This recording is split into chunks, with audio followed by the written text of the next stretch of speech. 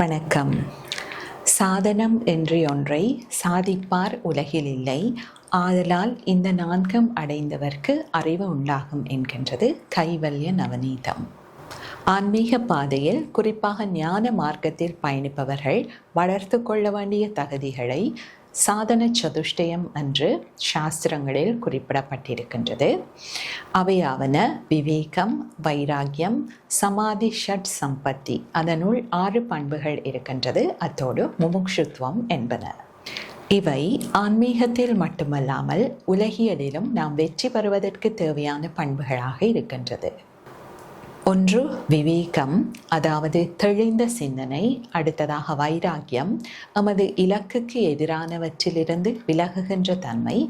அடுத்ததாக சமாதி, ஷட் சம்பத்தி என்கின்ற 6 பண்புகள்.